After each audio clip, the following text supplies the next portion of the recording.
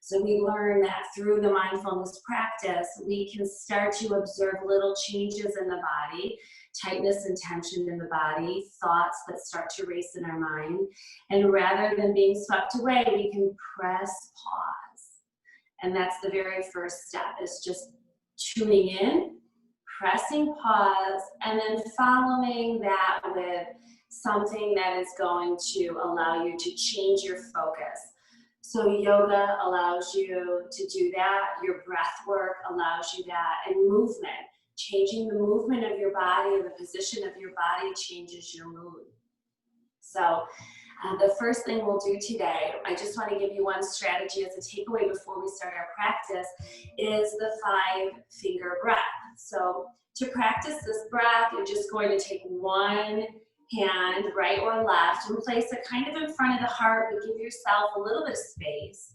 And again, maintaining a nice straight spine and shoulders soft, taking the other hand with the pointer finger, and very gently and slowly inhaling as you come up the thumb, pausing at the top, exhaling down, and using the finger to put a little pressure. Inhaling, lift, exhaling, drop down, inhaling, lift, exhale down, inhale, lift, exhale down, inhaling, lift, exhaling down, and then going in the reverse. So your inhale up,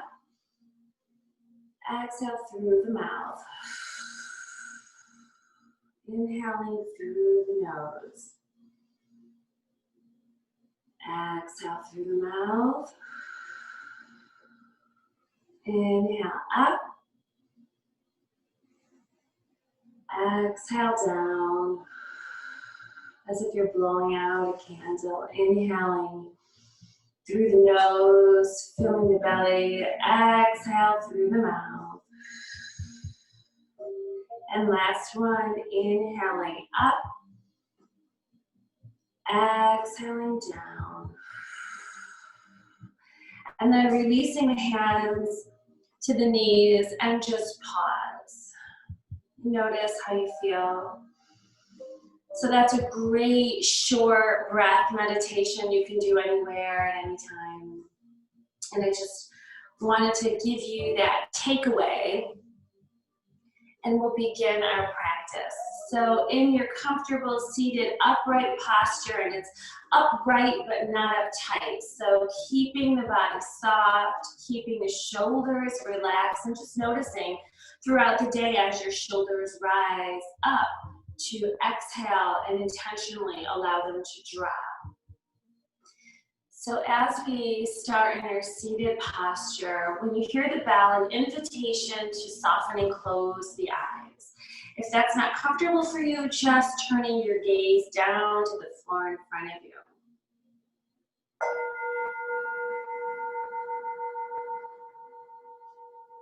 So as you listen to the sound of the bell, gently closing the eyes, allowing the body to start to soften. So making that mind-body connection, being grateful for just being here, for making the commitment this morning for self-care, for putting aside this time to take care mentally and physically. Just feeling that connection down into the mat. So as we inhale, lengthening up through the spine.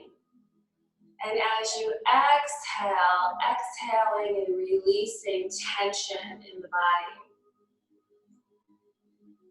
So an option to have that mantra, inhale, rise. Exhale, relax. Just continue to repeat that mantra to yourself as you breathe, as you soften the body. Gently allow a smile to cross your face. Allow your jaw to drop a little bit. Release the tongue from the roof of the mouth. Gently stretch the facial muscles, yawn. And then bring this awareness down the body. So feeling this very soft, warm, light glow coming down over the head as it softens the face. Over the shoulders as you relax the shoulders and arms. Relaxing the hands on the knees. Breathing into the belly, expanding into the ribs and sitting down, opening the hips. And tuning into the thighs. Notice if there's tightness. And wherever there's tightness, bringing awareness and exhale, soften. Take the breath over the knees, over the legs, into the feet. And relax the full body. Rolling the shoulders back and down. And as many times as your focus and attention starts to drift, on your next inhalation, it's an invitation to come back to this present moment. So when thoughts come up, identifying those thoughts, naming and taming those thoughts. So if it's a thought about the past, identifying that thought as past. And rather than allowing rumination to take over, pressing pause, putting that thought in a cloud or bubble and allowing it to release into the air. If it's an anxiety thought or worry of the future, capturing that thought, naming it future, pressing pause and releasing it on the next exhalation. And continuing to bring yourself back to this moment, this gift, the present moment. So taking just a few last breaths here. Inhaling deeply and exhaling slowly through the mouth. Setting an intention for your day with this wonderful community, feeling supported and loved. Opening your heart and mind to new experiences, new people, new knowledge. And on the bow, just gently allowing your eyes to open.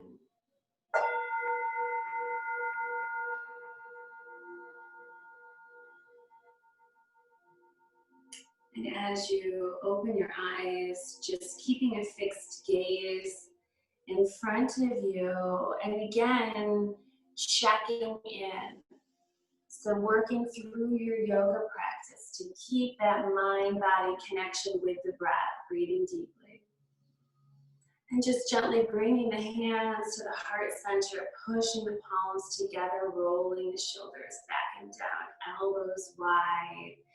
Bringing the thumbs right to the chest, allowing the head to drop, and just taking a few breaths here in gratitude.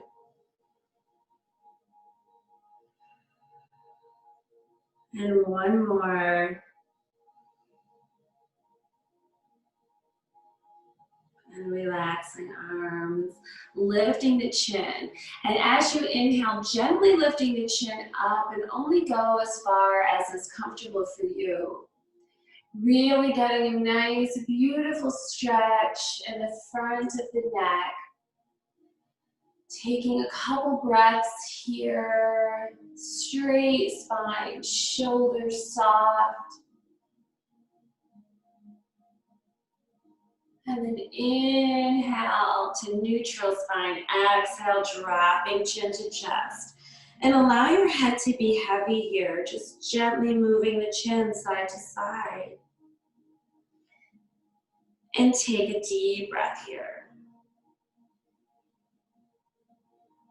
On your exhalation, rise up.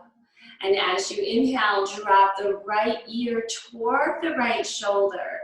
Keep this right shoulder soft. If it's starting to creep up, relax it down. And feel that stretch. If you want to go further, right arm comes across and just gently gives a gentle pull, stretching into the neck. Inhaling neutral and exhaling opposite side. You may hear very gentle little cracks. Left ear toward left shoulder, shoulders back and down, heart center open.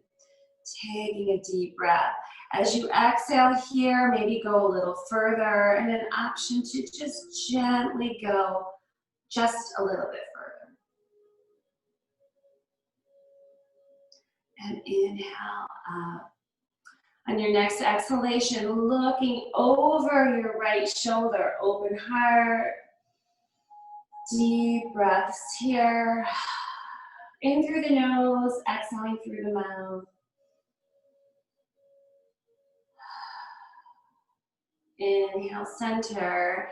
Exhale, turning your gaze over your left shoulder.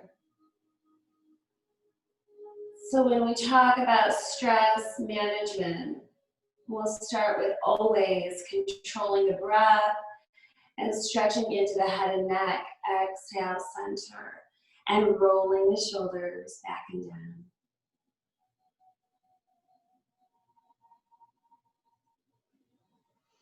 Planting the right hand to the earth. Inhaling, the left arm reaches up. Exhale, extending into a side body stretch. So if your right shoulder is dropping forward, try to rotate that shoulder back and reach and extend. Just turn your gaze down. And if it's comfortable for you to gently pulse here, you can do that.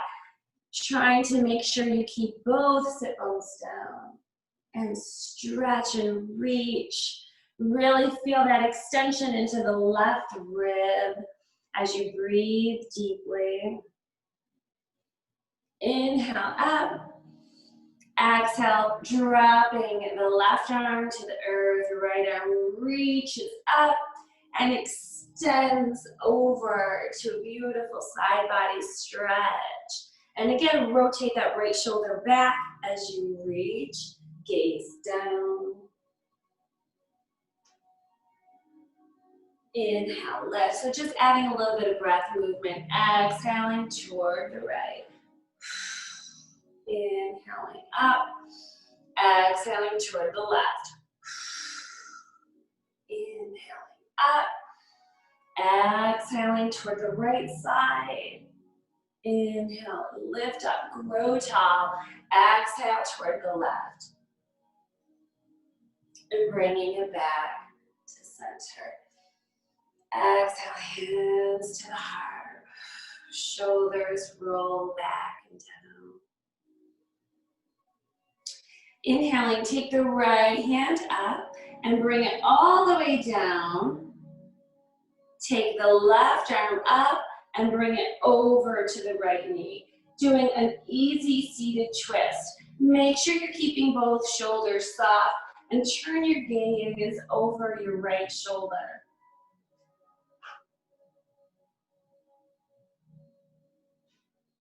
Inhale, lift, grow tall. Exhale, taking it to the opposite side. So using your right hand to support the knee, left hand behind the body. So the closer you bring the left hand to the back, the straighter the spine, gazing over your left shoulder.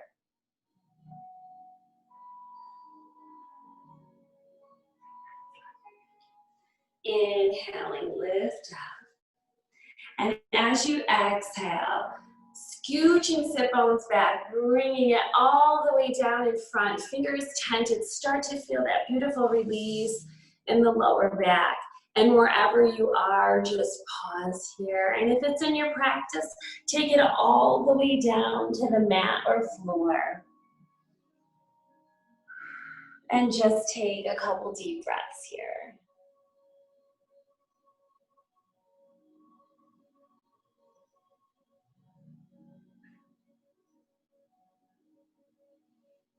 And as you inhale, start to slowly walk the hands back to an upright seated posture. And then we are going to just turn and meet in our child's pose. So with your child's pose, options here are to take the knees wide, flatten the feet, and bring the hips back toward the heels. Walking the hands away from the body, really slowing down your practice today, just waking up the body, tuning in, bringing your heart center all the way down. Options to tent the fingers and take them off to the sides of the mat. Gently bringing your chest forward and resting your head for a breath here.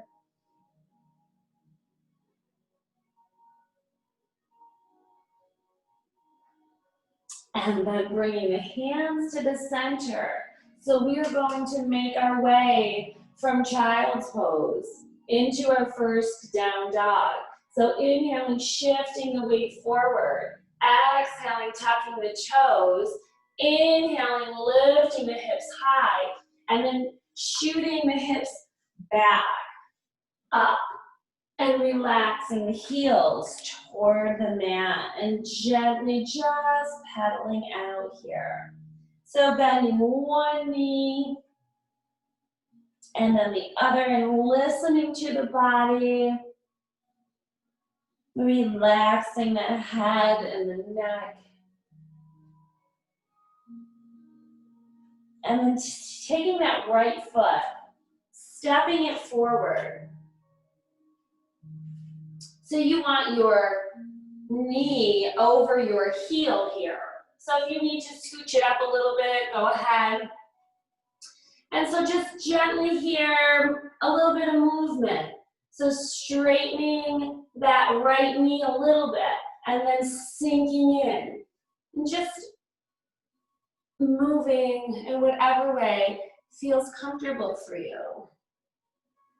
Planting the left hand to the earth, and then inhaling, take that right arm up, over, and back, and extend, maybe little circles here, and then just reaching that right arm back. Gentle movement here, pulsing a little bit, and then an option to bring that right hand in the middle, so both hands toward the center, and if it's comfortable, just gently dropping that right knee open and opening up the hips a little bit of movement here. So I'm rolling my right foot onto the side and I'm just gently getting some movement. And then I'll inhale it back up. And when you're ready, step that right foot back and pedal out in plank. So option one is going to be knees down in plank. Option two will be knees lifted. So whichever is comfortable for you today. Taking a breath here. Shifting and moving the feet. Dropping opposite hips.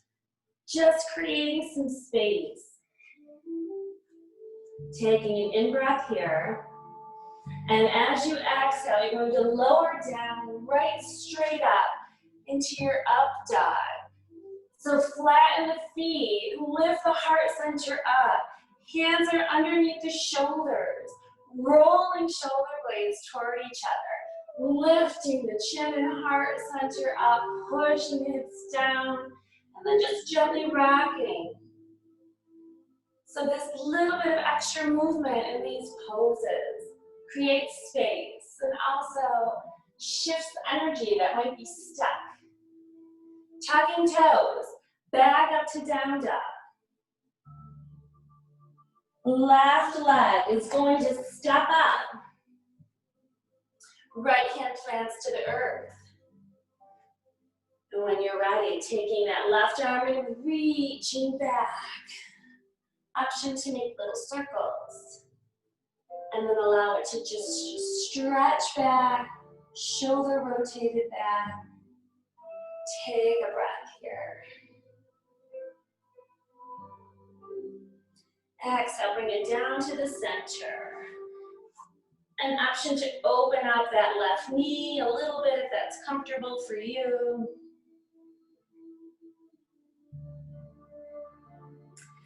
And then when you're ready, straightening. So take that left hand on the other side and just inhale, straighten that left leg.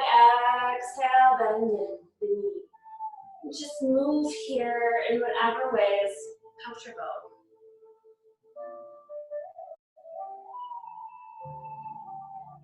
And then when you're ready, stepping this left foot back, dropping the knees together, feet together. One last child's pose. Reconnect here to the breath.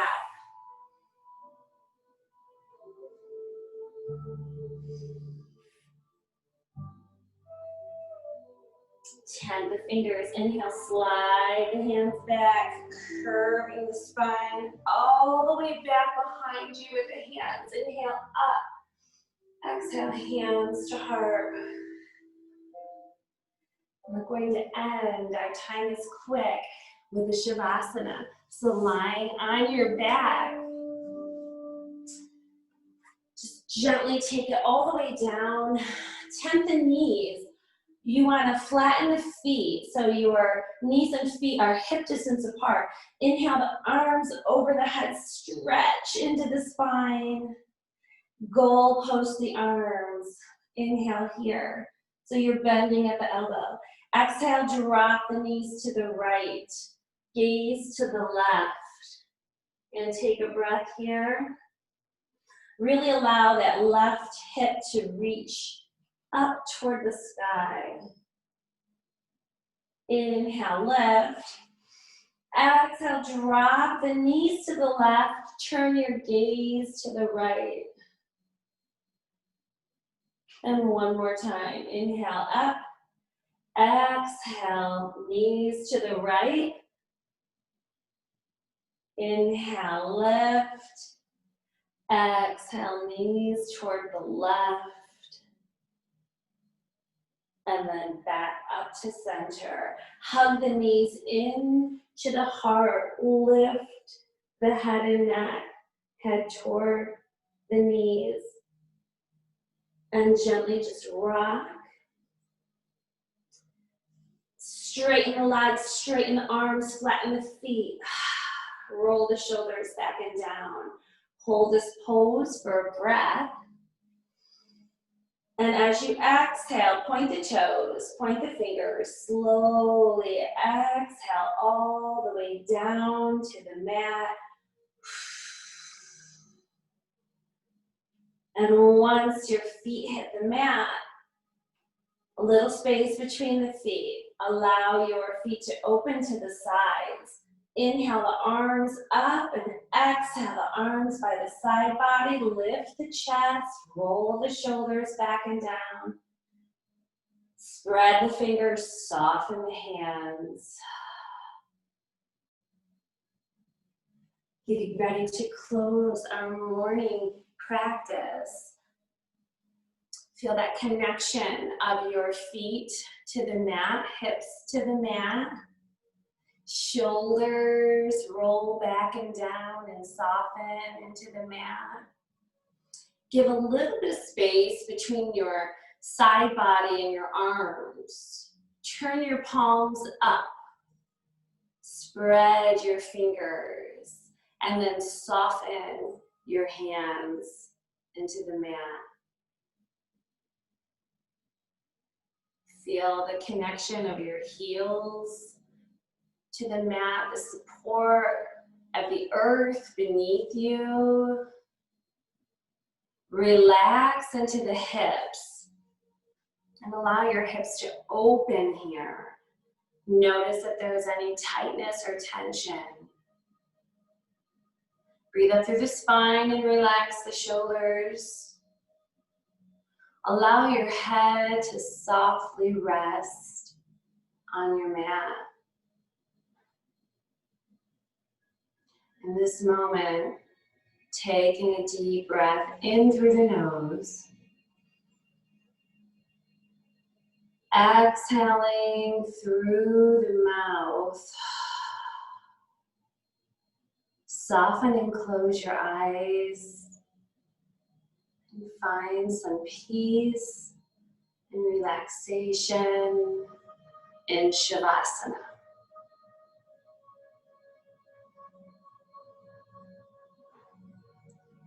Your Shavasana practice allows you to have a still and steady body as your mind observes and can release any tightness or tension in the body, anything that your practice may have shifted and moved. Take this time as you scan your body to move that energy through your breath, and exhale, release all that no longer serves you. Releasing anything from the week, releasing any worries, allowing this release to create space.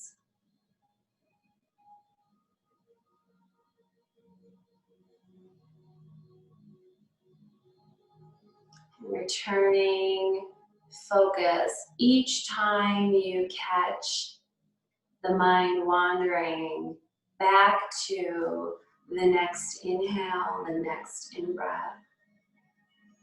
And mantras are a wonderful way to focus on the breath. Our active minds shift rapidly, but an emotion will generally come and go within 90 seconds. But our brain holds on to those emotions and feelings. And we continue with that story. So when we can develop this mindfulness practice of first identifying when that's happening, when we feel those first physiological responses in the body, the heart race, the belly tightens, when we can press pause at the onset, shift our focus, allows us to make clearer, healthier choices. It allows us to respond in a more positive way rather than react out of habit. We know 50% at least of our behaviors are habits. So without much thought, we tend to react. So strengthening this muscle of mindfulness allows us to create new habits. So practicing in moments of calm allows us to access them in moments of stress. And so the research is clear. We don't need to sit and meditate and practice for hours. It's short moments of awareness throughout the day that help to retrain the brain and develop new habits, replacing old habits that do not serve us well.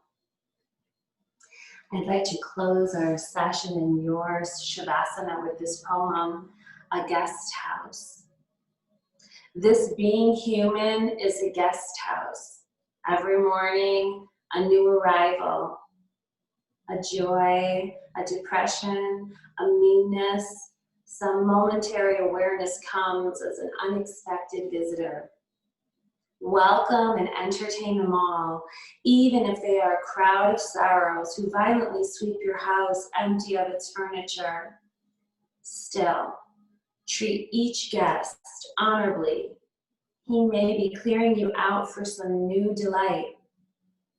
The dark thought, the shame, the malice, meet them at the door laughing and invite them in. Be grateful for whatever comes, because each has been sent as a guide from beyond. And that's Rumi. a guest house. Take a closing breath here in through the nose. Exhale through the mouth. And when you're ready, gently choosing a side to roll onto and make yourself comfortable in a fetal position. If you have your blocks, an option to place one block between the knees and one block under the head, keeping the spine in alignment. Pause here. Enjoy a few more deep breaths. Clearing the body, cleansing breath enters through the feet, travels up through the body, exhales through the crown chakra. Taking a breath here.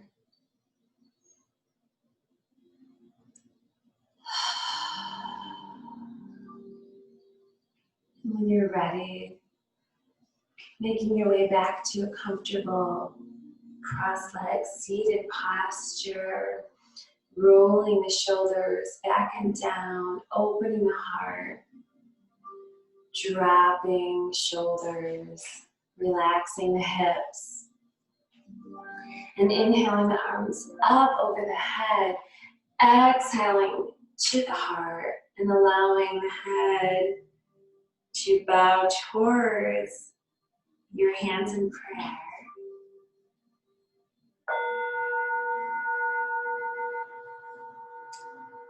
And closing our practice, I would like to thank you for this opportunity.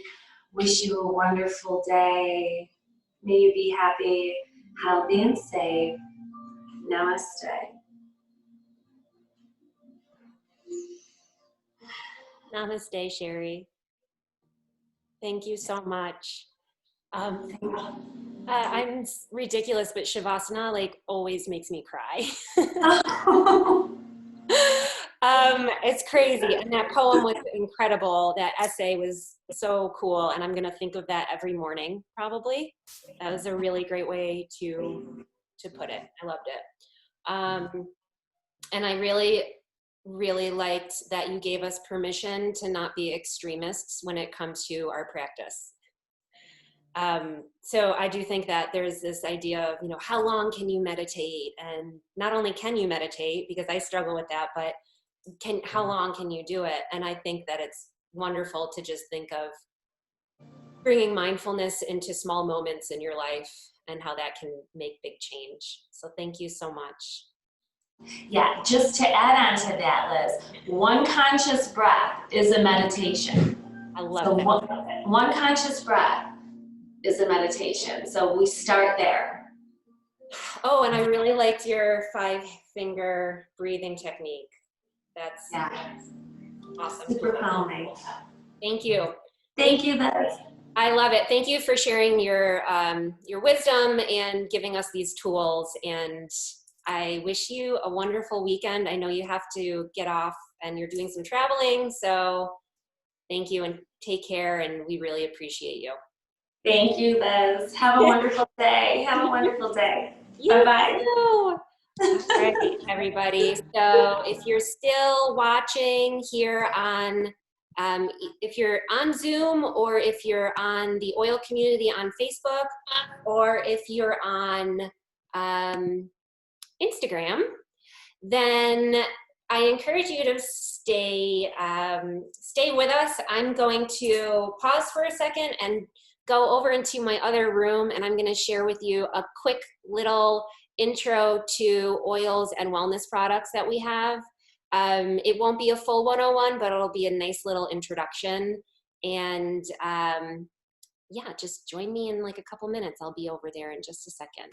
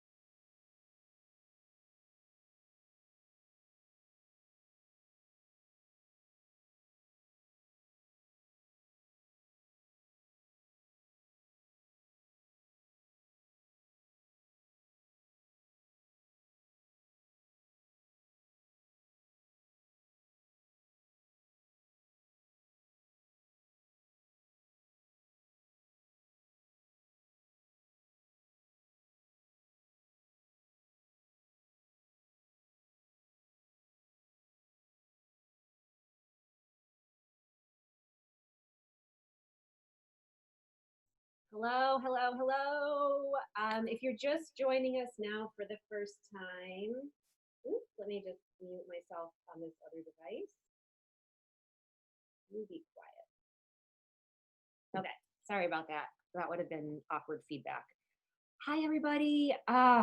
If you just joined us for that beautiful yoga practice, you're probably feeling super zen and chill. And I don't know about you, but Shavasana always gets to me emotionally. So I got a little choked up.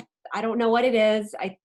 I do believe that you hold emotions in your body. And when you move in new ways and wake up new parts of your body, you release things. So Sherry shared an awesome poem. If you didn't catch yoga this morning, I encourage you to go back. She shared some amazing tools with us to help relax and manage stress just through little moments of mindfulness. And I'm so grateful for her joining us. So I'm going to share just a little bit of information with you guys. I don't have time to do a full 101, but I'm kind of going to just shift gears a little bit and give you my 1, 2, 3, 4, 5, 6, 7, 8 favorite items for helping to manage stress from root cause, which a lot of times that could be your what's going on in your gut.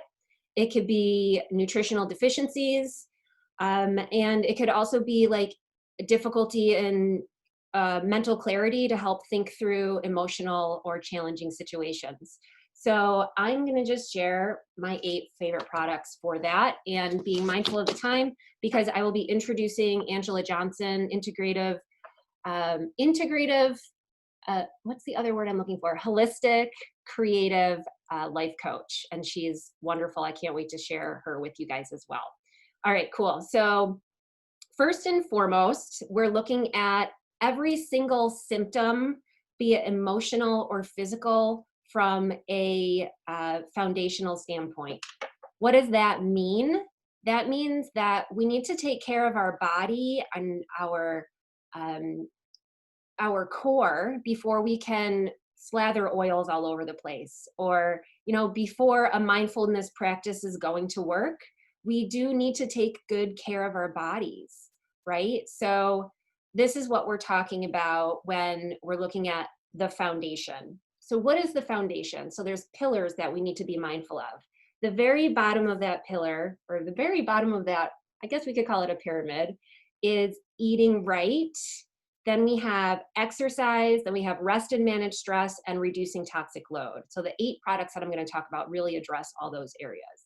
First and foremost, talking about like lifestyle integrating with other wellness modalities like oils and mindfulness and, doing a deep dive on personal development.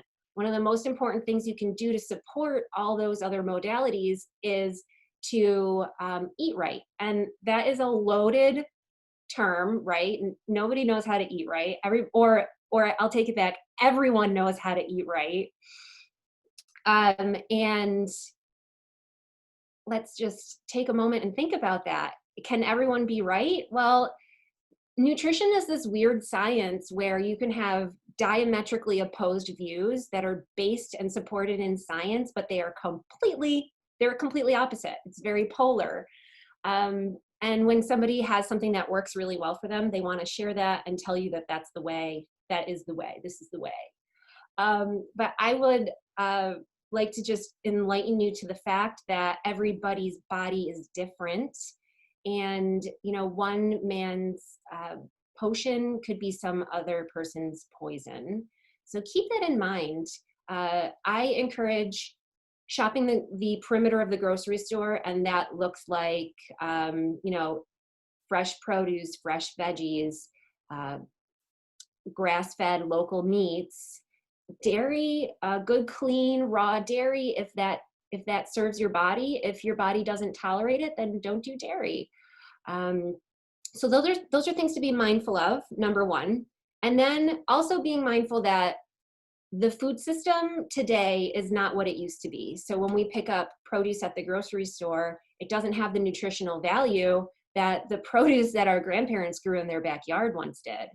The nutritional value is not there. The vitamins, the minerals, the flavor, Do you ever have a cucumber from your backyard versus a cucumber from the grocery store?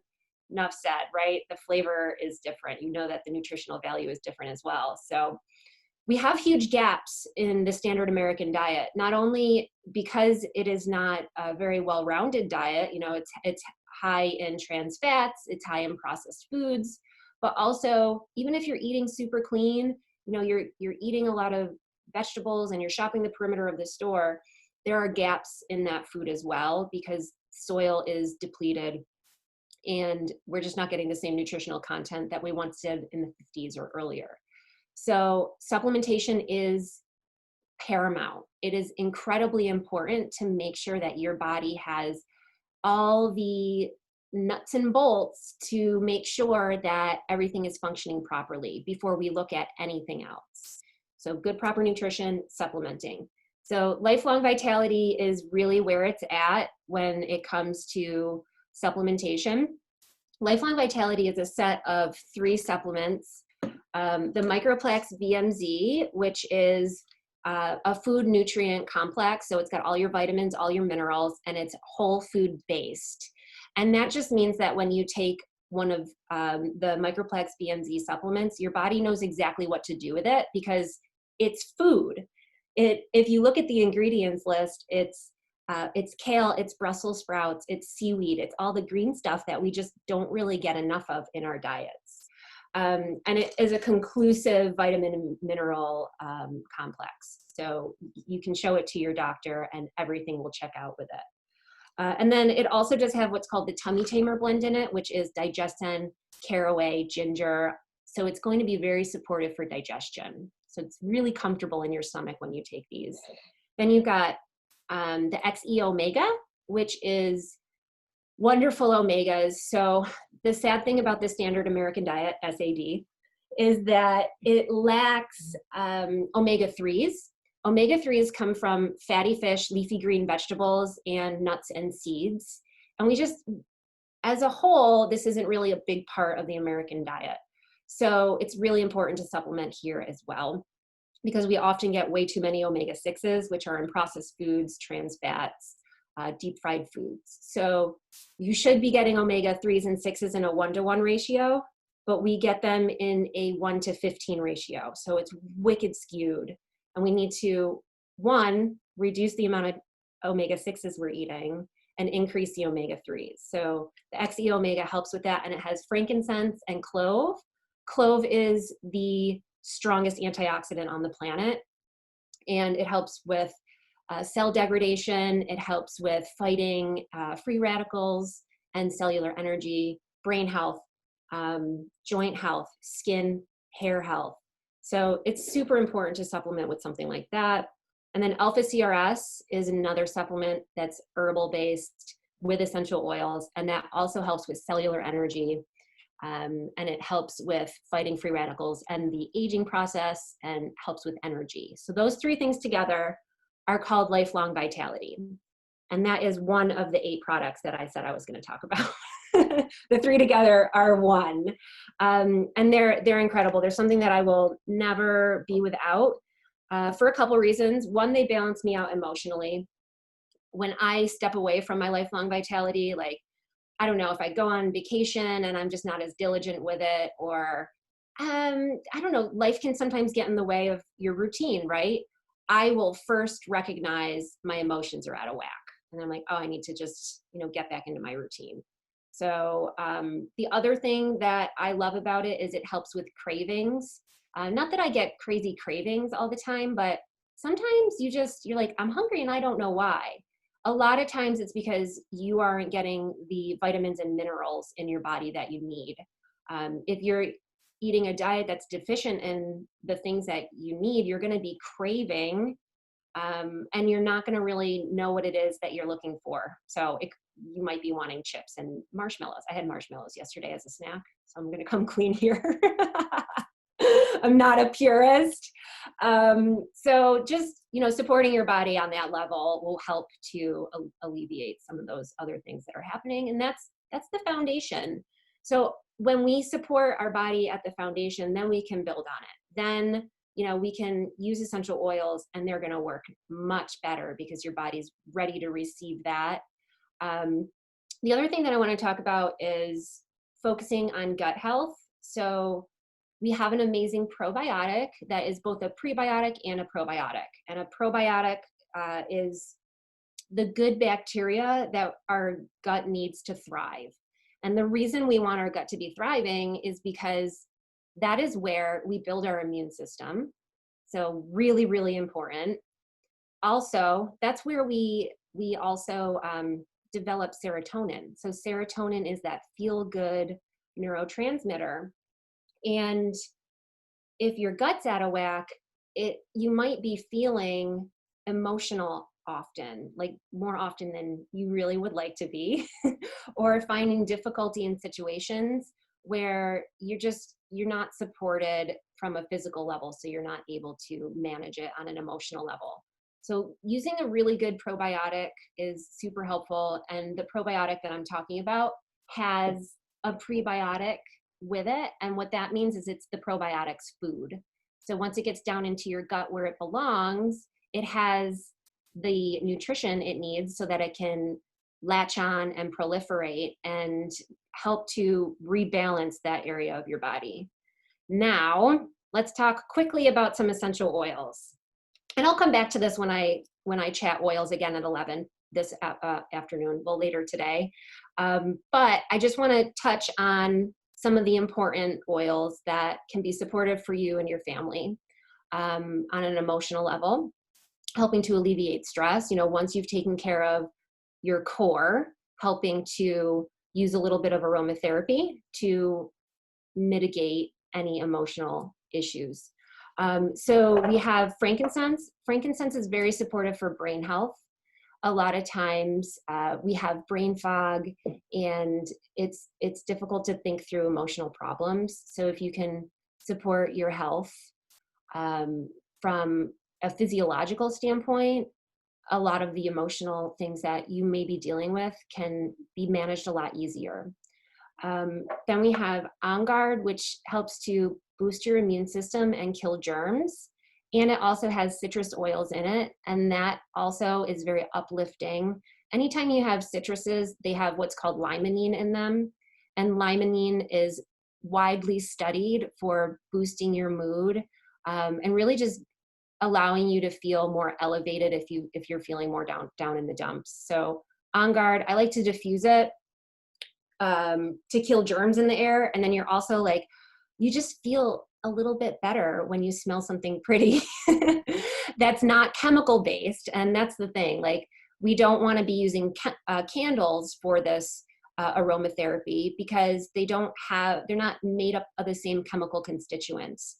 They don't work the same way. They mimic what we know in love and nature, but they are not what we're talking about when you smell a citrus oil. It's coming from the rind of a fruit, and it literally smells like, it takes me back to childhood when we'd play in the backyard with snacks, and snacks oftentimes were just orange slices. And if you just like peel back that slice and it spritzes out a little bit of liquid, that is where the citrus oil comes from. It's not coming from the fruit, it's coming from the rind.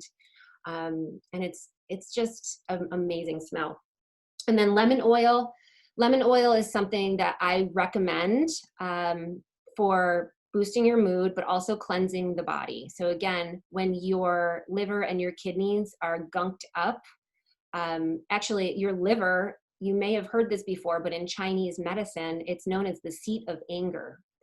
And you can really hold a lot of emotions there, especially if that organ isn't cleansing properly. So your liver is one of the most important, I would argue the most important organ of your body, because it's filtering chemicals and toxins out of your body so that the rest of the organs can function properly, like your brain and your heart. We need our brain and our heart all the time. So the liver is protecting the rest of your organs all the time. And so it's just really important we keep that clean and ready to do what it needs to do. So lemon essential oil in your water on a regular basis helps to do just that. Cleanse your liver and your kidneys, your colon, all your filter organs, so your gallbladder, your lungs, your skin, all the things. And it's very uplifting as well because it's a citrus. And then we have lavender. Lavender is a floral. You probably have heard of lavender. It's just one of those oils. It's a staple. So lavender is all things calming. When you're talking about emotions or something physical, it helps to calm the nervous system and calm skin irritations, calm the brain. So you'll often find people are using this before bedtime. And that is a wonderful way to use it. You can apply it to the balls of your feet. If you don't like how it smells, that's a nice way to do it because your feet are far away from your nose. So the balls of your feet are the most porous place on your body. So you get a lot of benefits from using oils there. A good example of this is during the winter months, if I have like a little tickle in my throat, I'll immediately use oregano because it's a super strong antibacterial and antiviral oil, but it stinks like oregano. So I rub it on the balls of my feet and put my socks on. And if I'm headed out of the house, boots, and then nobody has to smell it. So you can do that if you find that like you need the benefits of lavender, but you don't really love how it smells, because some people don't love lavender and that's okay.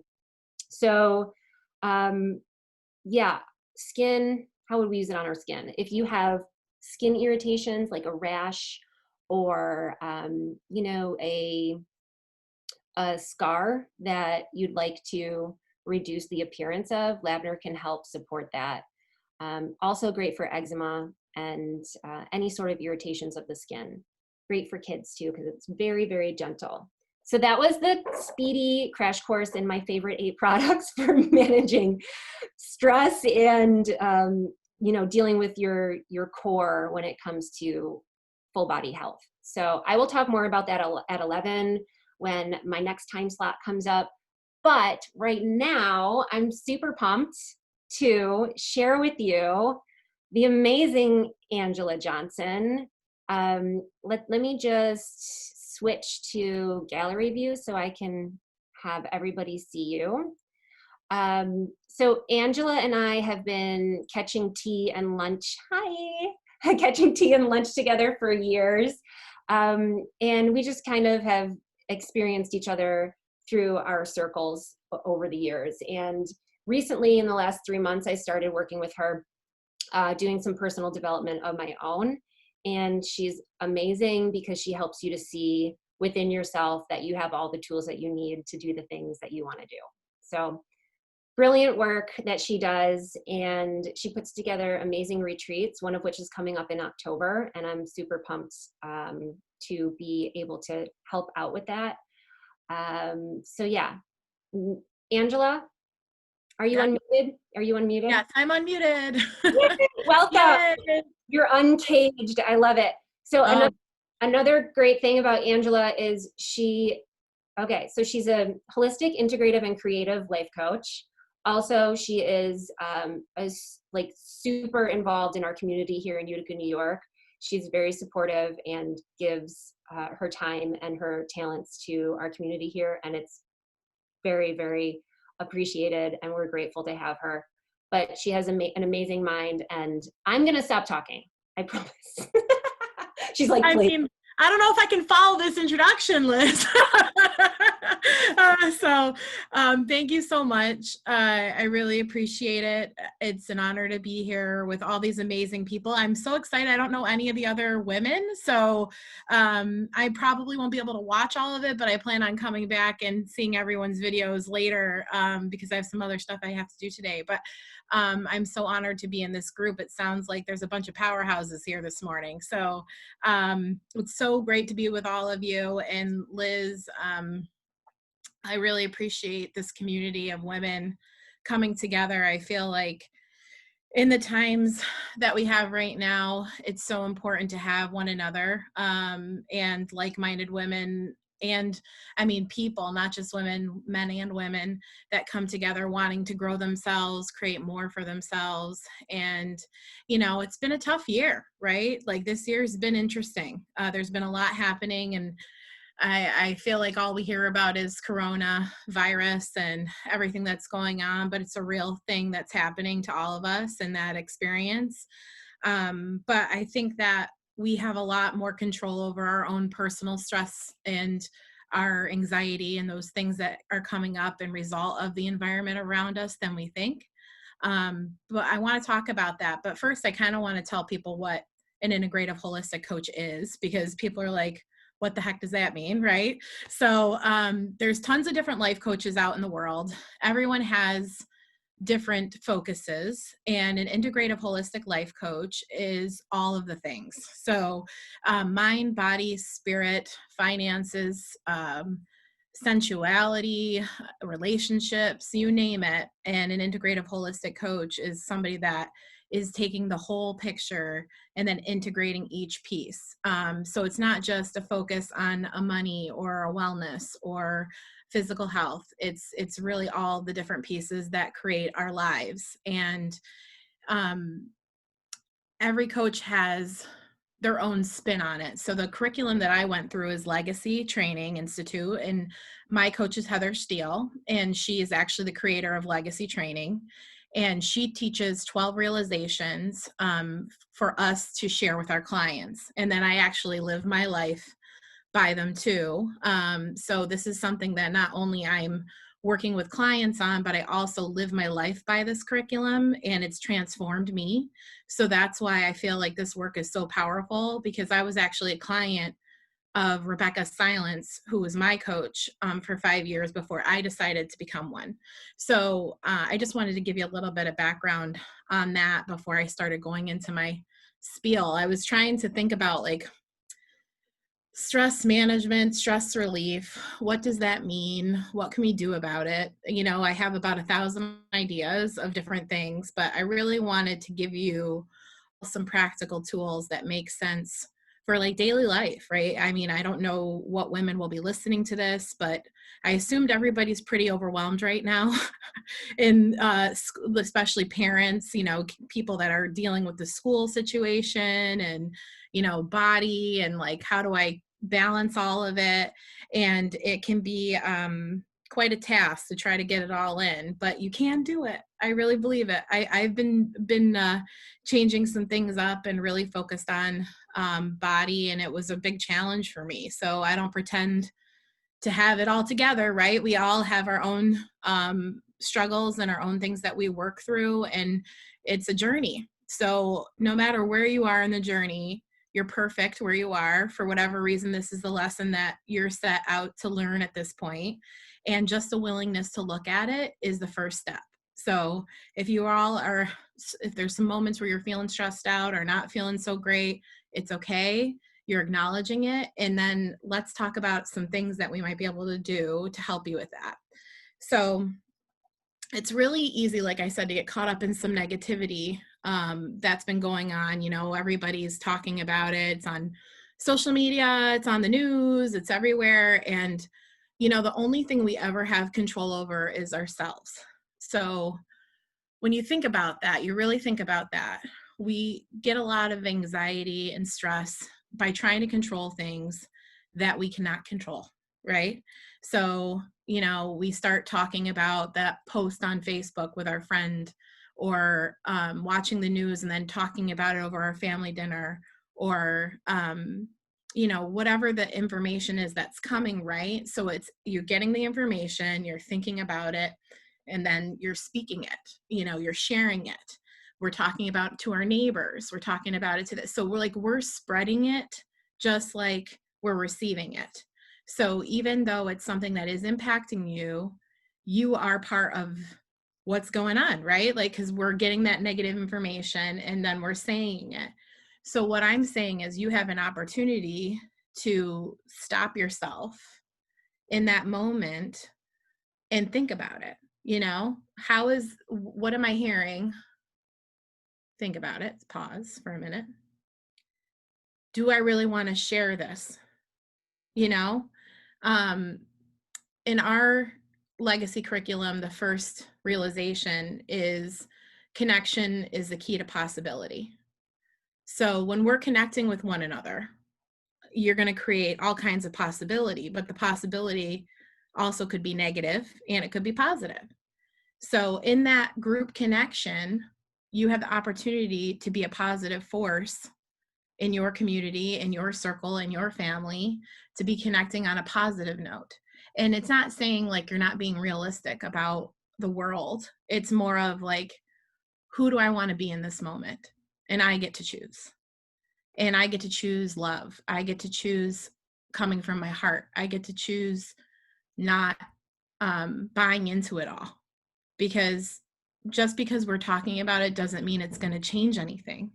So if we're caught up in those discussions, we're holding on to that thought like this is a bad thing, and then we're talking about it, we're following it, our actions are supporting it, it's going to just heed more of the same. So the first thing I want to say is just when you're thinking about it and you hear something, think about if it's something you really want to share, and how will that connect you or add value to the other person that you're sharing with, right? So a lot of personal development is about self-accountability, right? So it's easy to kind of blame everybody and it's this person's fault, or this person said that, or all these people are saying these things, and maybe they are, but ultimately that's on them, and then you get to choose what you do with it. So that's the first thing. Pause, think, is it adding value? Is it supporting your life, right? Or someone else's? Because we got to be conscious about other people, you know? When things get hard, it's really easy to not think about your impact on the planet, right? Because you're caught up in your own experience, your own life, your own family, your own struggles. And it's easy to let go of, you know, what is really for the greater good, right? And we're all part of this community of humans, and we all have responsibility to be the best version of ourselves. So just think about that. And then the second part of that is the power of a thought.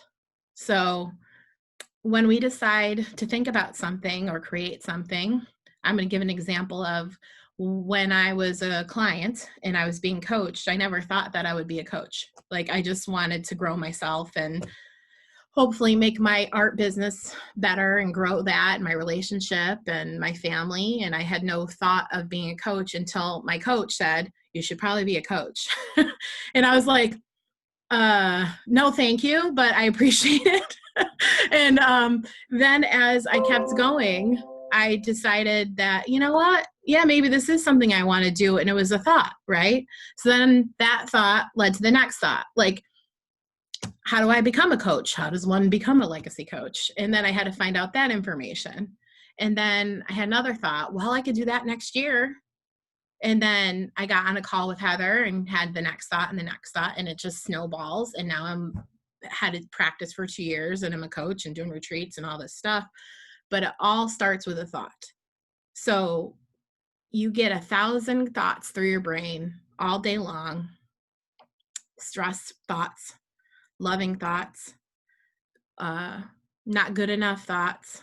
I'm the queen of the world thoughts. I mean, it could go from one side of the pendulum all the way to the other side of the pendulum. Who knows what's going on in our crazy heads, right? So what are you going to attach your actions to? Because it's really easy to support the negative thoughts with actions. And that's what I was talking about a little bit earlier around how we use our voices and what we're saying with them, and how powerful we are as beings, and how we share ourselves with one another. Because you can attach yourself to, I'm going to get the coronavirus thought. And then everything's based from fear. Everything's based from, oh my God, this is going to happen to me. What am I going to do? And then you have a whole family of littles that are hearing you, and then they're freaking out, right? And it's not to say that we can't be conscious of it and safe and take care of ourselves and have the thought like, I'm going to keep my family safe. That's a healthy thought, right? And but the fear, when we're sourcing from so much fear, it just heeds more fear. So if you have a power of a thought, why not attach them to the good ones? Like, I'm going to keep my family safe, and I'm going to be as well as possible throughout this pandemic and this experience, and whatever may come, because who knows? You could get coronavirus. And if we're in that mindset of, I'm going to get sick, most likely you probably will. I mean, we kind of manifest what we believe. So let's attach ourselves to thoughts that we can control, like doing our best to stay healthy, which, we're talking to a whole lot of great women today about how to be healthy and stress release and have some different tools to do that. And these things may seem like, well, duh, but I mean, how often do we stop and think about what actions we're taking, what we're actually saying, and then what thoughts we're following? Okay, so those are like a couple different steps there that are basic things that you can do in the day-to-day just to kind of slow yourself down and just think about being responsible for how you're showing up. Now, in addition to that, there's a lot of stress that comes along with going against yourself. So it feels kind of weird right now, like I'm just talking and there's no one talking back to me. Just getting used to it. So I'm a little goofy, guys. I like to have a little fun. I just want to have like a little personality. But We're listening. Okay. You're doing great. Blah, blah, blah, blah, blah. White noise in the background, right? We're listening. Thank okay. you. Oh, no problem. So you don't have to talk. I wasn't forcing anyone. I just wanted to I would be stepping over it if I didn't acknowledge it in my brain in that moment. So anyway, that's that. So we often go against ourselves in life. Like we always wanted to be, okay, so let me give an example. I was always wanting to be a marine biologist when I was a little girl, right? I was never good at math, probably not so great at science, but it was something that I always was inspired by the water. I lived by the beach in Florida when I was a kid. And I had this idea of wanting to do this. And then, when I moved back to New York, it wasn't something that anybody did. It was just kind of like, oh, that's cool. But is that really realistic, Angela? And then I always was creative too. And then I did art for a little while in college and had my son and all that jazz. So there was things that had changed. But the point is we have these core values that we have in our lives that we may not even know what they are, but they are a part of us. And a lot of the time we go against them. So my main 5 core values are freedom, creativity, beauty, love, and adventure. So those 5 are like the most important things to me. And I feel like it's so important that everyone understands what their core values are, because a lot of the anxiety and stress that we create in our lives is in result of us not following our true values. So like we wonder why we're miserable in like a corporate position or sitting in an office. For me, freedom is my number 1 core value. So if I'm sitting in an office like with no windows or like I did corporate America for 15 years as a corporate sales trainer, and I loved being out on the road and like seeing my customers. But then when I was sitting in that office, it was like sucking my soul. I was like, what is happening? And that's because I was going against my core values. So you've probably heard the word core values before, and it's like a buzzword for organizations, and they usually use their core values in their mission statements and things. But like, what does it mean to have solid core values in your life?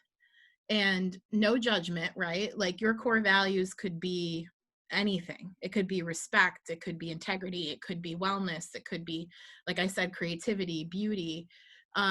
There's a million different ones. And then usually people pick about 3 to 5 of them. And then I actually use it almost as like a guidance system. So like if I'm going to make a decision on whether I'm going to work on a project or with a new client, or I'm going to go on a trip, like does it at least have 3 out of the 5 core values that I have? So yes. Okay, cool. What are the 2 missing ones? Is it a deal breaker? Like what is it going to be? So when you're thinking about those, I actually you can pull up like core values list and Google it. And there's like probably a bunch of different descriptive words.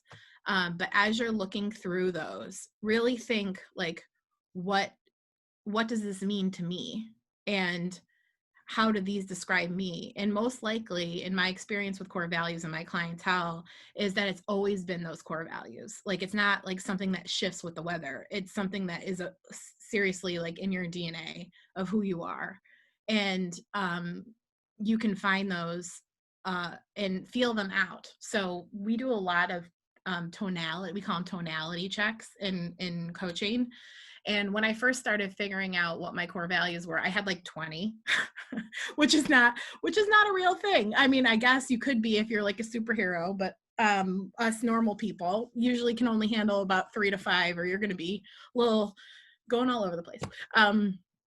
So I would really try to get it down to like 3 to 5. And if you're not sure, say you got like 8, do a scale of 1 to 10. Like 1 is like, I don't really care about this, to 10, like I cannot live without this. Like, this is not a negotiable. And then all of your core values, I would say, should be a 10, because it's like part of who you are.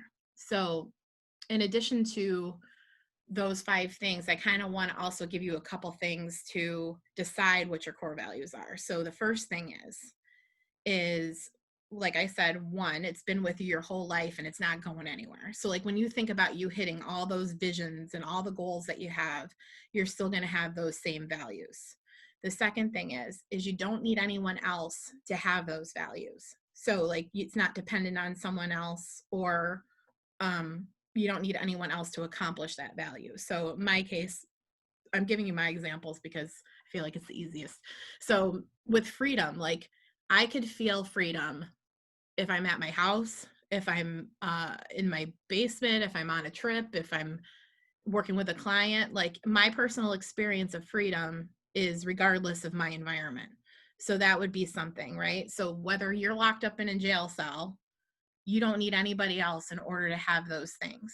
So some people pick family, like family is part of their core values. And but it can't be based on like, I can't live my life without my partner, I can't live my life without my child. It's more of like family, seeing the whole world as family, like your community, your immediate family, and you're able to create that sense of family regardless of who's in the room. So that's what I mean by like, it's not dependent on anybody else. Okay. And then one of the last ones is you usually go against them. So for whatever reason, in our brains, like freedom, right, is the one that I gave you the example of. I went against it for years, like, because I felt like I should be doing that. Like I should be in corporate America. I should have this high-end job. I should have all of these things. And freedom, like it was like the exact opposite of what really was going to bring me my most soulful purpose and fulfillment, right? So if you're feeling like you're thinking about it and like, wow, exploration is really one of my core values. I love to be outside and exploring, but you don't go on trips, you don't go outside, you don't go for walks, you don't explore, then you're probably going against your core values, which is really easy to do because we have every story and every thought of why we shouldn't have all the things we want to have. And there's nothing wrong with you. Everyone does it. Like everyone does it. It's a step of awakening to understand that you do it, and then you can make an adjustment, right? So that is a huge part of who we are, and it's a basic ideal. But if you actually apply the core values to your life and your decision making and your thoughts and what actions follow them, you're able to make changes because it's just logical. Like you're just like, well, does this check off freedom? Is this creative? Do I feel beauty? Is this adventure? And then if the answer is no, well, then that's a hard no for me, you know? So it's almost like getting your own compass from inside of you and then applying it to everything you do. So that would be something that I would recommend everyone does, because it's just so important for us to follow and be true to ourselves in a world where everyone's telling us what we should be doing, what is the right thing and the wrong thing. I challenge that. There's no right or wrong. There's just your way and loving what is. right? And if you're not where you need to be right now, you absolutely are, because your journey has brought you to where you are right now. And if you want to make a shift or you want more, then I strongly recommend you just taking a look, taking a pause, taking a breath, letting go of everything that's kind of around you, even if it's for 20 minutes. Like, I know that especially with people with little kids and big jobs and multiple things like entrepreneur, family, all these things. But if you don't take that 20 minutes, it's really easy to turn into 15 years of doing something that isn't supporting who you are or who you want to be or what you want to create for your family. And you're looking back like, what the heck just happened? Like, I did my core values like Angela said, but then you're so far down the line that you're not doing anything. So it's the action and doing other than just thinking. Like, because we can think ourselves into freedom and, oh, we're going to do all this and we have all the good intentions, but if it's not backed up by supportive, inspired action, it's hard to get anything done. So, so power of a thought, power in paying attention to what you're saying and what you're sharing with other people and your impact or ripple on those around you, from family to community to planet on a big scale. And then your core values, like finding out what those are and using those to decide who you want to be and who you are and how you're going to do that. And whether all of those values are going to be showing up in your life or not, you know. And sometimes when you take a look, it's can be hard, and it's an awakening of like, wow, I have one core value that's really present in my life and the rest are not really here. And okay, good to know. And we're starting there, and then you go and take the next step, and you know, whatever that may be. So I hope that you guys can find those three things helpful. And then I want to start closing up just because I want to be respectful of everybody.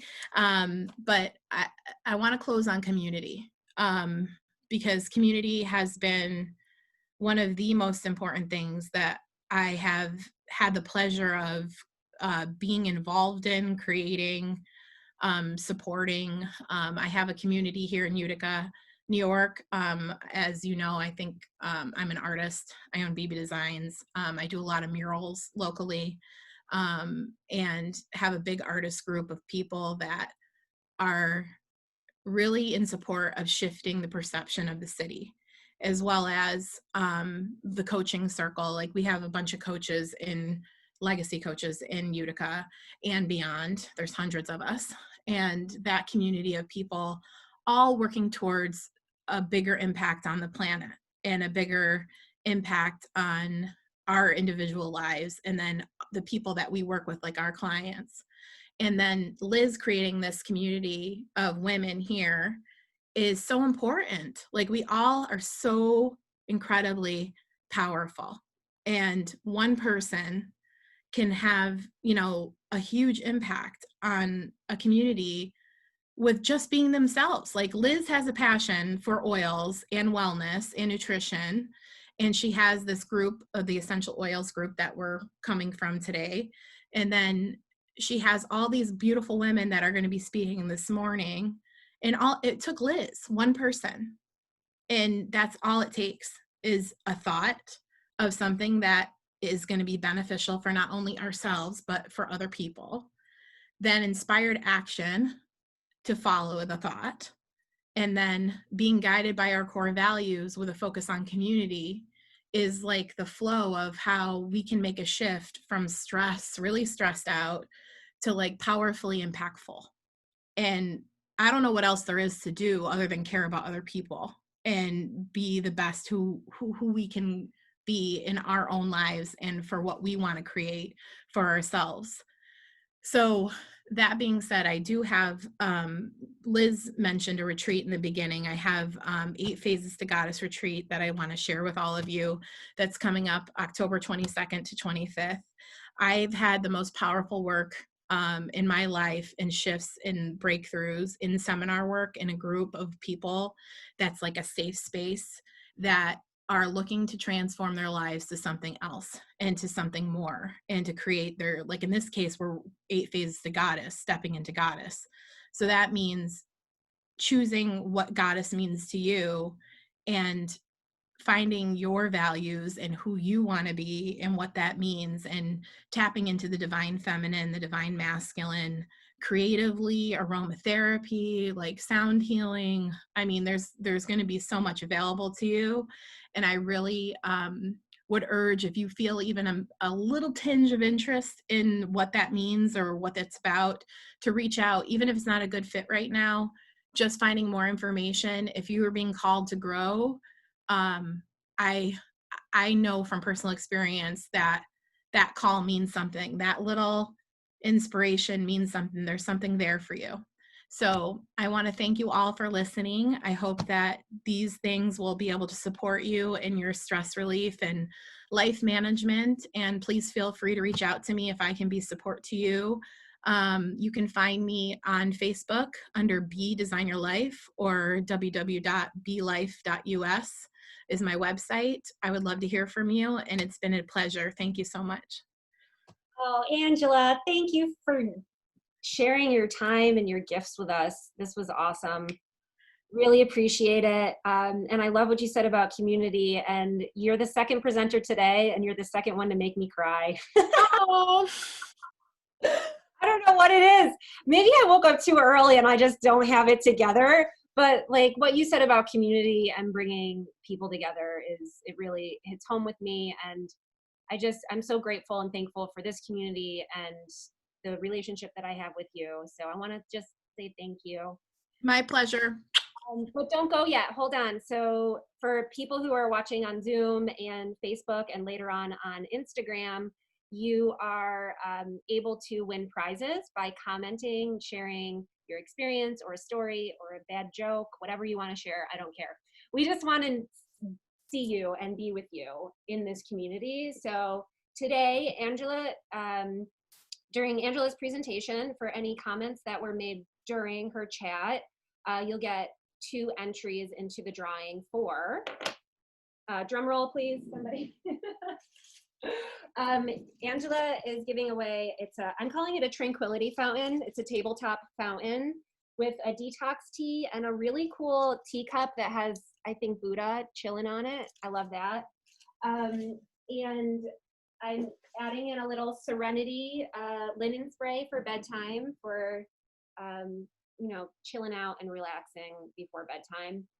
And then Angela generously offered to do a 30-minute discovery conversation, which is a 30-minute coaching call to see, where things could potentially go. So that is the bundle for today's presentation from Angela. So share your comments, your thoughts, your deepest desires, a recipe for your favorite muffins.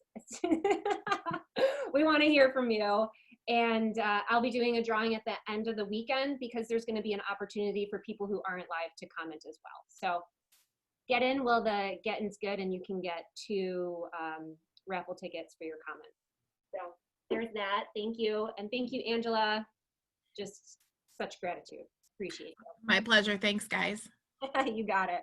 All right. So now I'm going to shift the time. I feel like I'm on a radio show, kind of like I'm the MC of the VMAs or something. Without further ado, I'm sharing with you Katie Goldberg, who's a registered dietitian and an Epicure consultant. She was introduced to me through a nurse practitioner friend, and I love the work that she does. Nutrition is one of my favorite topics and favorite forms of self-care.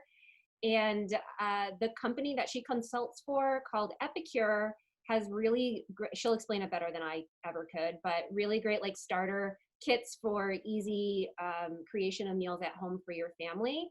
And they're gluten-free and nut-free. And then a lot of them have really fantastic options for doing dairy-free. So you can add, by choosing to add a plant-based milk, then you have a dairy-free meal. And I love the simplicity, the easiness, the clean cooking aspect. With doTERRA, we focus on pursue what's pure. And, we're all about transparency and clean ingredients. And I think that what Katie has to offer really is a really good example of that. So without further ado, I'm going to turn the time over to Katie. Go ahead and unmute yourself, and the floor is yours. I totally forgot about the unmute factor. Right. Reminder. I'm just used to, sitting and watching on Zoom. So anyway, thank you so much for the introduction, and thanks for having me this morning. I'm really excited to be here. I am coming to you from Dallas, Texas. So it is a little bit earlier here, but it's perfect because my husband took the kids and they're like doing a little breakfast thing. So this is great. All right. So again, thank you, Angela, for what you were able to share. And it is kind of a hard left turn from this like very inspirational, like know your core values to, okay, let's get down to a little bit nitty gritty on what you're going to eat and how is that going to play out. But I think it really does come together a little bit better. One of the things I love that she was saying was, like defining your core values, and you can't have 20. And I think that same thing is true for nutrition and what you eat. Like you can't hold on to all values. You can't make everything from scratch and organic and have all your family like it and have dinner ready at 6 and like have a life, right? And so some of the conversation today, as we talk about stress and uncertainty and the role that nutrition plays, is kind of figuring out what can you control? What do you want to control? And then letting everything else go. Or as much of everything else as possible. So today I'm going to talk just briefly, kind of like what's the role of nutrition and stress and kind of how do they interact with each other. We're going to talk about some key nutrients, and then we're going to go into the actual food demo portion and do a little bit of putting it into action. All right, so I'm sure that I am not, the first person to say this, and I will not be the last today, just talking about, why everything that's going on right now is so hard, right? Like, why has 2020 just sort of kicked our butts? And I think, the role of uncertainty can't really be understated. So uncertainty is fun if you're gambling or you're reading a mystery novel or something like that. You get that adrenaline rush. Suspense is really fun. But when that uncertainty is not entertainment, it's actually downright terrible for most people, right? Uncertainty is a major cause of stress. It interrupts our ability to plan for the future. In normal life, we use our past experiences to make decisions for the future. And then when we're dealing with something completely new, hello, all of 2020, we really can't rely on anything from the past. And so without that tool, it's really hard to not spend our time overthinking about what's the future going to hold, run through all the various scenarios in our head, and then ultimately, be worrying about them. This creates anticipation and triggers a physiological stress. And everyone, I think this is kind of a key thing as I was digging in, right? We all have a different tolerance for uncertainty. So some people have a low tolerance, and that is associated with high stress and poor mental health, just on its own. Never mind what the uncertainty is or what the other things are going on. And a higher tolerance can actually decrease your stress levels. So one of the things you can do is practice like building your tolerance for uncertainty. I think we all got a crash course in that this year. But even like little things in life, it doesn't have to be a pandemic to push you, but little things can help create a little more resilience. So once we create that stress, think like fight or flight response, you get hormonal surges, increased heart rate, and over time, that really builds up to impact your health. So we're talking things like weight gain, acne, high blood pressure, high blood sugar, high cholesterol. Stress is even a risk factor for cancer, right? So there's just a lot going on. And it's hard because as we talk about stress, we get stressed. So like I'm even stressed talking about it as you're listening, it just tends to create this stress reaction. So when we actually think about stress and nutrition, there's two key things here. One, there's how to eat to reduce stress, right? How are we managing our stress through good nutrition? And then there's also the fact that we tend to respond to stress by eating. stress eating, right? So both of those play a role in the conversation today and are key factors as we're thinking. So stress eating, stress people tend to lose sleep, they exercise less, they drink more alcohol. Like, hello, you've heard about the quarantine 15, right? This is where it's coming from. Stress is linked to weight gain. Sometimes in the short term, stress can shut down your appetite, right? That fight or flight response. If you're going to need to flight or fight, then you need an empty stomach. You need to shut down that digestion. And so in the beginning, you might feel actually less hungry, but long-term stress will actually increase your appetite. Essentially, the body's stress response gets stuck in that on position, and your body never goes back down, and your body just kind of overrides the whole thing, and it will jack up your appetite. And so it is not, it's not just you, you're not imagining it, that it really is going on behind the scenes in your body. And then when we're stressed, and that can be emotional stress or physical stress, right? When we're stressed, we tend to seek out foods that are high in fat, in sugar, or in both. And in the short term, we might feel better. I mean, there's a reason why we call these foods comfort foods, right? They actually are a comfort. They dampen the body's stress-related responses and emotions. They are a soothing balm in the moment. But these foods also contribute to inflammation, which is an internal form of stress. So it actually makes the situation worse in the long term. Essentially, the catch-22 of stress eating is the things we turn to in times of stress to calm or comfort us cause more stress. So where does that leave us, right? Maybe a little depressed. So a couple things as we're looking at managing our stress and uncertainty. So the first thing is really to know what your stressors are, right? Identify the circumstances and emotions that lead you to stress eat. And then once you start to recognize them, you can take steps to avoid them or at least be prepared for them.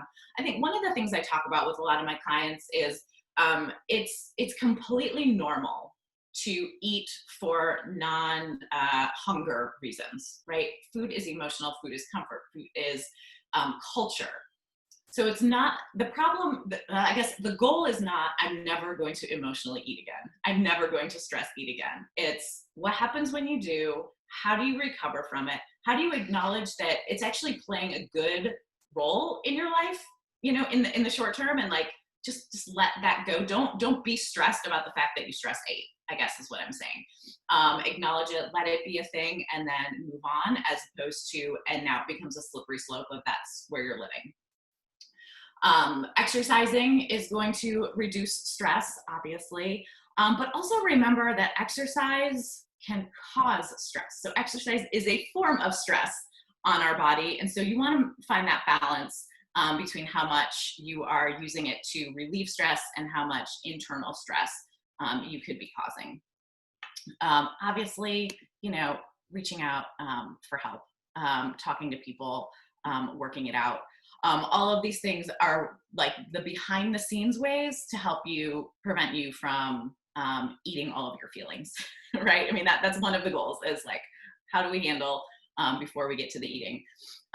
Practicing mindfulness, I think this is basically what the whole morning is really going to be stressing. I mean, from the yoga this morning, all of this, right? How can you be more present in what you're doing? So when it comes to food, this means slowing down, pay attention to what you're eating, even how you eat. How many times do you chew your food before you swallow it? I'm not saying you need to be a weirdo and chew 25 times every bite before you swallow, but do you even realize that you're chewing, or is it kind of going in and then right down? So just being fully present when you're eating, try to single task when you're eating makes a really big difference. Acknowledge that connection between the food and your body. And then maybe you've heard of the concept of intuitive eating. So this really helps you connect to your own internal hunger cues and your fullness cues. Obviously, those are two sides of the same coin. And then when you're able to understand and trust your own natural eating cues, you don't have to feel like there's so many food rules. And you can actually just acknowledge that you're craving a food, enjoy it, and move on with life. And it tends, once you give yourself more permission to eat, it tends to reduce some of those cravings. If you think about when you're at a buffet, like if you go on a cruise, one day we'll go on those again. But if you remember back, you went to a cruise or an all-you-can-eat resort or all-inclusive resort, something like that. The first day, it is so exciting, whatever's on that buffet table. And by the end of it, you're like, ugh, this again, right? You adapt to things. And so once you start actually enjoying the foods that you're craving, you're not going to consume them like in your body weight, that worth of them. You actually start to adapt and change, and it just becomes like chocolate is just a thing you enjoy. Chocolate is not a thing that takes over your life. Following a schedule, that's super, super, super, like, this cannot be understated. When life goes crazy, it feels like food can be one of the things to go, but actually having regular meals, keeping whatever schedule you were on, or maybe creating a little bit more of a schedule if you weren't on one, is really going to help. We'll talk about that a little bit more later. And then my favorite is let go and just focus on the things that you can control. Trying to maintain perfection in your eating during times of stress will create more stress. It's not worth it. It's not worth it. So I tell clients, like, harness your inner B+ attitude, right? Like, just, we're not going for the A+. We're not even going for an A, just a nice, solid B+. You're still at the top of the class, but like, you're not the valedictorian, right? And that is okay. That is going to actually allow you much more sustainability and long-term ability to put these habits and actions in place. And you're not going to go from, A+ to F, just like hang out in that B+. And recognize that it's okay to have a backup plan or a flexible eating plan. All the things I'm going to talk about in the next few minutes, these are ideal, right? These are best case scenario. This is fit these in when you can. This is not, this is exactly how you have to eat and everything else is going to like cause cancer, the extremist of what stress is going to bring into your life. So it's okay to have a backup plan. I actually recommend highly having a backup plan. Like, always have something in your pantry or freezer or fridge, like a 5-minute meal that people will like. It could be boxed mac and cheese and frozen peas. Like, it does not have to be fancy, just something that prevents you from going to kind of the extreme takeout. And takeout is essentially like the euphemism for anything that's going to make you feel like garbage later, or this is not really what I want to be putting in my body. So finding something your family likes that's easy, you can pull together in 5 minutes, and you can keep in your pantry and freezer at all times. All right, so now we're going to start talking about some general patterns, ways of approaching food in times of stress. So I already talked about this concept of eating regularly. And I tell people, try to eat every 3 or 4 hours. Now, this means you're not eating every hour, and you're not eating only once or twice a day, right? So it's probably 3 meals and a snack for most of us, somewhere around there. This helps your body know what to expect, so it doesn't go into fight or flight or panic. When we go long periods of time without eating, your body starts to like get a little nervous, like, oh, when are you going to feed me again? What's going on here? And then anyway, just the response is not good. So eating every 3 or 4 hours is going to help your body stay fueled. You're going to feel better. You're going to be more focused when you have fuel in your system on a regular basis. Then I alluded to this concept of honoring your hunger and fullness cues. So this is eating enough, but not too much, to help curb cravings and actually can prevent overeating. So I give people a scale. Say 0 is starving, like, oh my gosh, I can't remember the last time I ate. I'm going to eat my arm if I have to. And 10 is like your worst Thanksgiving ever, where you're just painfully full. Okay, so like that's your scale. It is time to eat when you get to like a 3 or a 4. Like, I'm hungry. My stomach's starting to grumble a little bit. I could definitely eat. And then you stop when you get to a 6 or a 7. I'm feeling satisfied. I probably could eat a little bit more, but I don't need to. I'm just nice and content. And this is all subjective, right? So just the goal there is to kind of stay in the middle. So don't let your hunger level drop. I guess the hunger would increase, but the number on the scale would drop so low that you get to hangry. So you want to eat before then, and you want to stop before things start to feel uncomfortable, because it will take a little bit of time for your body to register also how much you've eaten. So kind of finding that hunger and fullness scale can be really helpful. All right, and then avoiding the things that are going to zap your energy.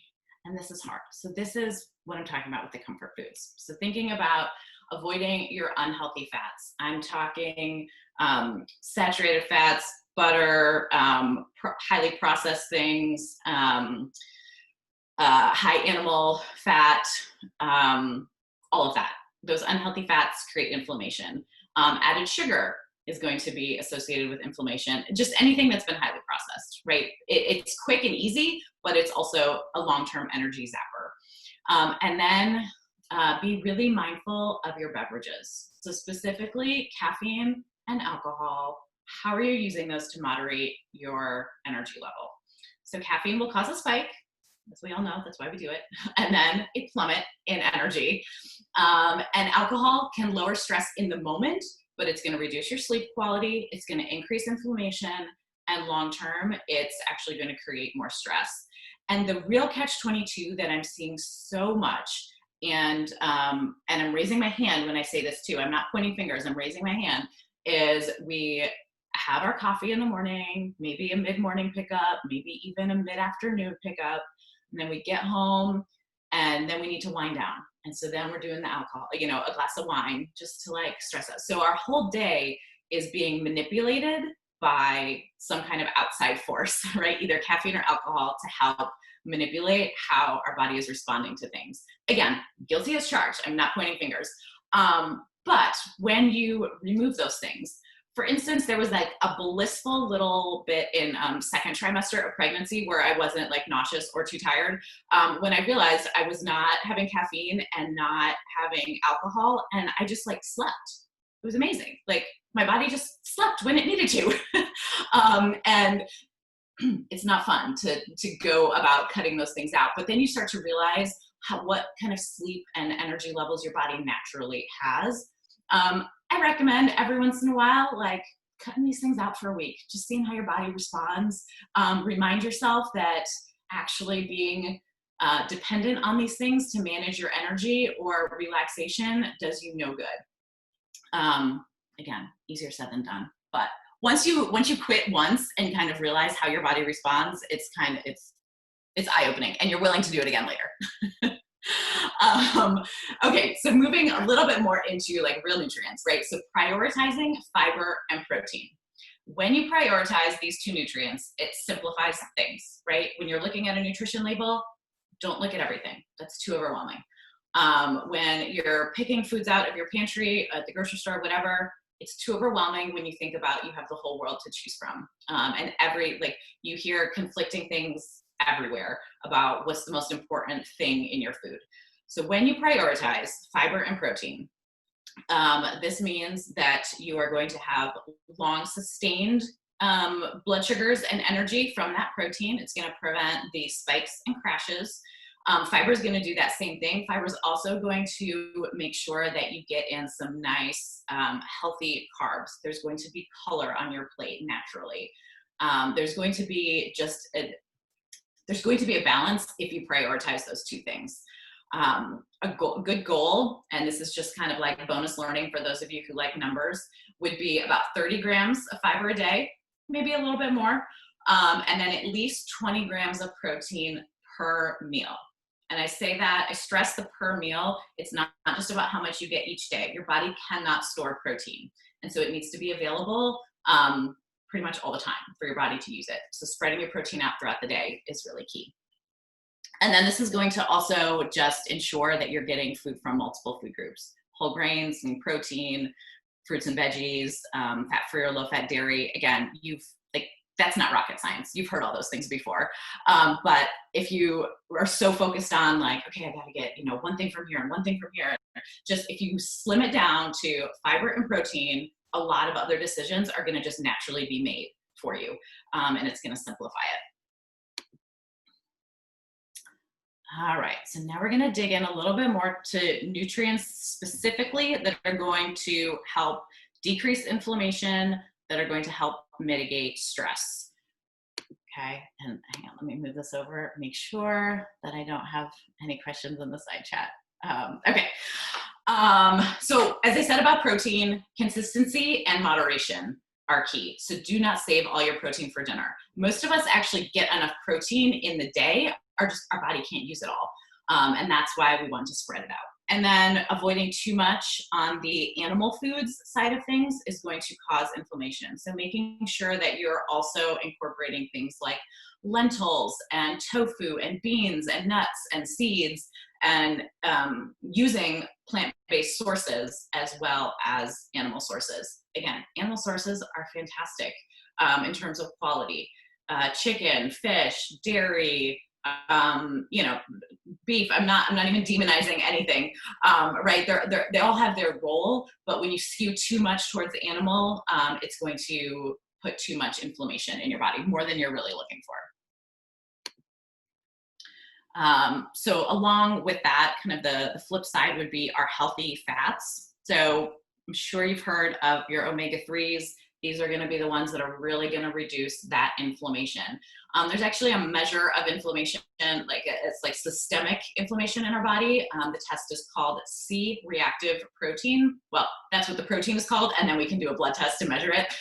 And that's really our sign of systemic inflammation. And your omega-3s are going to just reduce that. So whatever is going on, your body's just going to kind of calm everything down with those omega-3s.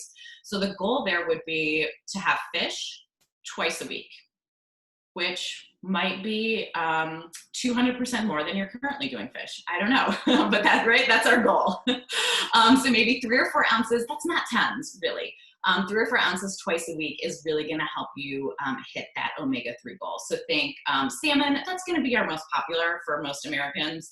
But a fatty tuna, canned tuna is going to have some omega-3s, but usually that's really, really lean. And so your percentage of omega-3s isn't going to be as high. Sardines, anchovies, not necessarily as popular, but great options. And then halibut. Those are kind of the big ones that Americans are familiar with. And then other healthy fats like olive oil, avocado, those are also going to help. The big thing that they do is provide protective benefits for the rest of your body and make sure that they essentially replace some of those other unhealthy fats. But omega-3s are your real key ones to work on. Okay, all right, how we doing? I feel like I'm just like, ah. All right, so the next thing is magnesium. So you're doing really great. And Angela said the same thing. She's like, I feel like I'm just talking to nobody. Oh, yeah. You're here and I'm watching the comments on Facebook. And everybody's loving like your B+ idea about like your approach to food and life-changing. Yes. I wanted to say too that like when quarantine hit, I actually got into a really great rhythm with my routine because I didn't go anywhere. So I got really good, and I could feel a total shift with my ability to manage stress because I wasn't like hangry and managing my life at the same time, which I often will allow that to happen if I'm not on top of it. I will just work and work and work until I'm like, I'm going to die if I don't eat. So, and I find that like the key with that is having food that's readily available. So you don't have to recreate the wheel every time you're hungry because you're going to be hungry. Yes, that's a normal part of life. You will get hungry. Thank you. Yeah. You're doing a great job. I love that you're about to talk about magnesium. That's one of my favorite. Okay. Yes. Okay. Yes. Absolutely. Okay. So research really shows us that magnesium helps with functions, like body functions that are going to reduce stress and anxiety. Catch-22 is that stress is going to reduce your magnesium stores. So again, we're talking a lot of catch-22s in this, right? So it's like vicious cycles. So we got to pull ourselves out one way or another.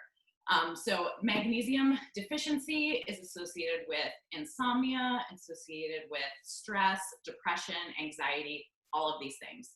So magnesium plays a role in producing the neurotransmitter GABA, G-A-B-A, Mostly I say all this so you understand there's things going on behind the scenes, not because I expect everyone's following me on a biochemistry level, but it's not just like, oh, the food is good, I swear, right? Like these are the things that it's affecting in your body. So GABA is a neurotransmitter. It promotes sleep. It actually helps you relax just in general. So making sure that you're having an appropriate amount of magnesium is going to improve everything from your gut health, your sleep. Good sleep is going to reduce your stress on its own. Magnesium is going to help you relax and reduce stress. So it hits like good sleep, reducing your stress, and impacting gut health, right? All of these things. So magnesium is really going to be a stabilizing nutrient for your mood, for your overall stress level. I mean, some research has even shown that supplementing with magnesium can actually be a treatment for mild depression. So it can really make a huge impact. I'm obviously going to push food first, but there are supplements out there. But you know, my role is mostly to encourage food first. Another nutrient that's pretty key is folate. So maybe I think we're probably a lot of women here, so you mostly know about folate in regards to your prenatals. Probably you've probably been scared into taking folate, whether you're on birth control or trying to have a baby or had a baby.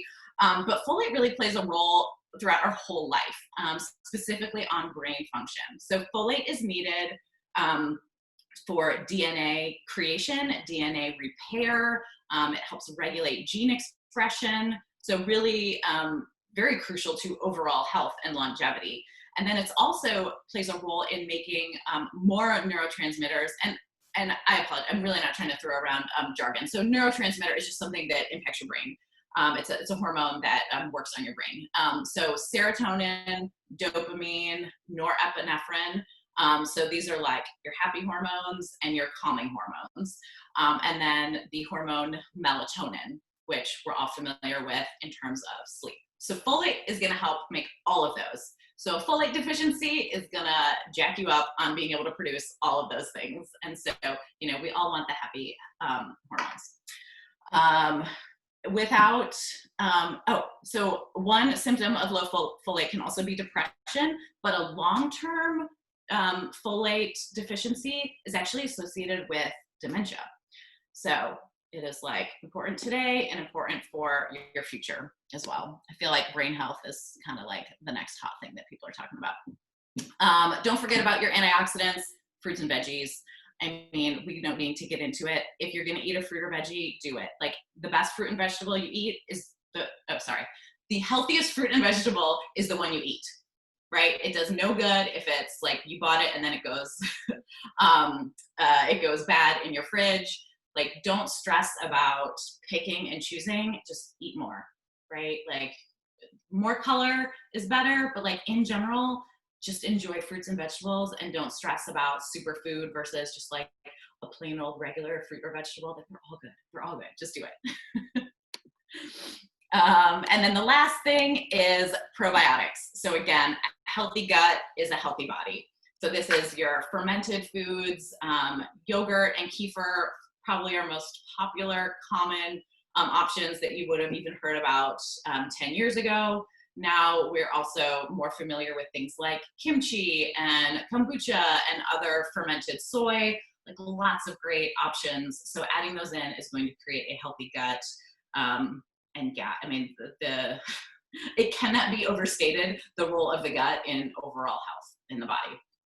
It's just gonna make everything better. Okay, so that's a lot of background. Now we're going to have the fun part of putting it into practice.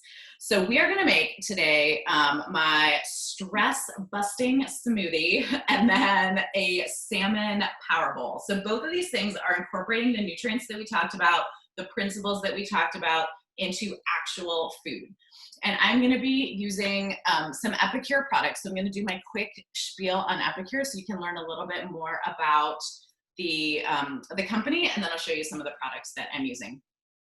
So as Liz already mentioned, Epicure is a company that started in